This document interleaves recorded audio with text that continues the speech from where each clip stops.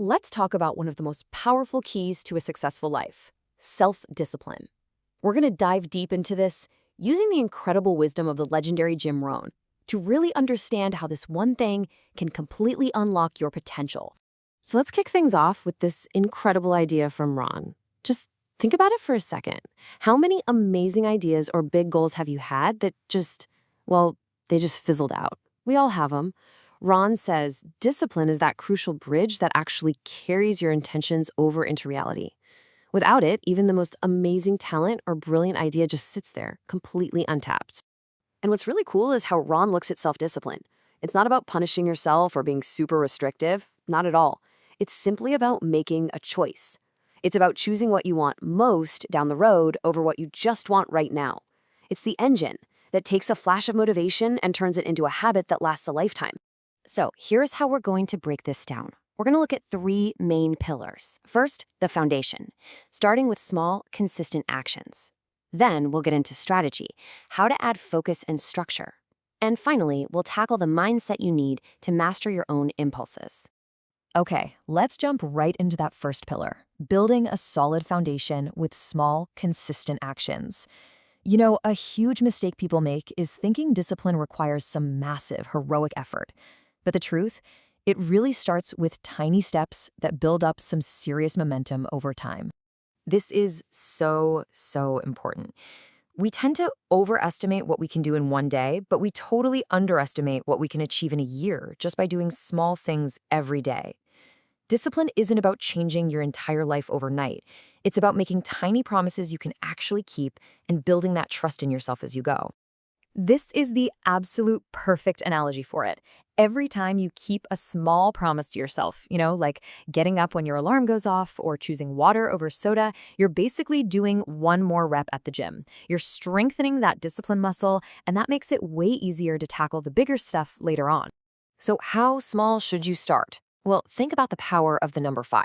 Instead of saying you're going to hit the gym for an hour, which can feel like a lot, just commit to 5 minutes of exercise. Instead of trying to read a whole book, just commit to reading 1 page a day. See, the goal isn't the result at first. It's just building the habit of showing up. So the process is pretty simple, but it's incredibly profound. You start with a goal that is so small, you literally can't say no to it. Then the real key is consistency, doing it every single day. And before you know it, that little action becomes an automatic habit. It's something that doesn't even drain your willpower anymore. You've basically put your success on autopilot. All right, next up, focus and structure. Once you've got that momentum going with your small habits, you've got to give that energy a direction. This isn't just about working hard, it's about working smart. I mean, think about it. You can be the most disciplined person on the planet, rowing with everything you've got. But if you don't know where you're going, all that effort is just wasted. Having clear priorities gives your discipline a target. It makes sure that every single thing you do is actually moving you closer to where you want to be. And to find that direction, you have to figure out your big rocks. Now, these aren't just any old tasks on your to-do list. These are your heavy hitters, your highest impact priorities. They're the things that, if you get them done, will make the biggest positive difference in your life.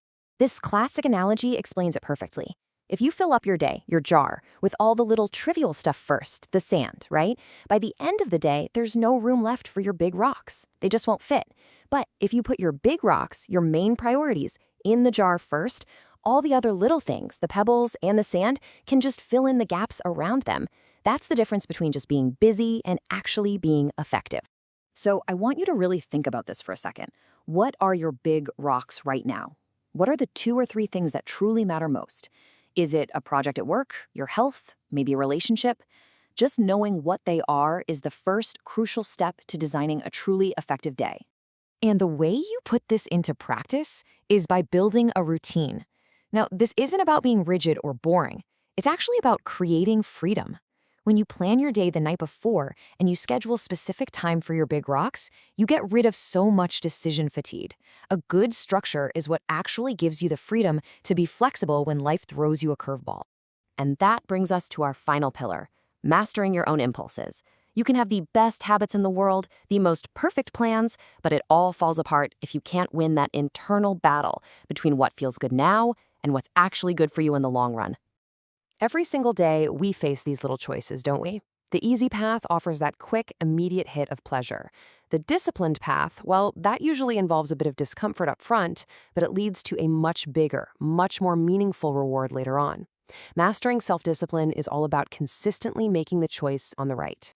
This one's a hard truth. Growth and comfort, they just can't exist in the same place. If you're always staying inside what's easy and what's familiar, you are literally robbing yourself of the chance to see what you are truly capable of. Discipline demands that you step outside that zone.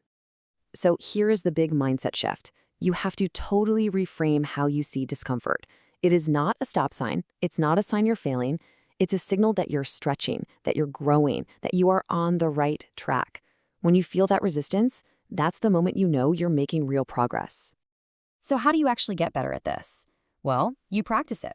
You start with small challenges that are manageable, and you focus on just making progress, not being perfect. Try to see every tough moment as a lesson. And remember, that feeling of discomfort, it's temporary, but the growth you get from it, that's permanent. You know, as we start to bring this all together, it really comes down to this simple idea.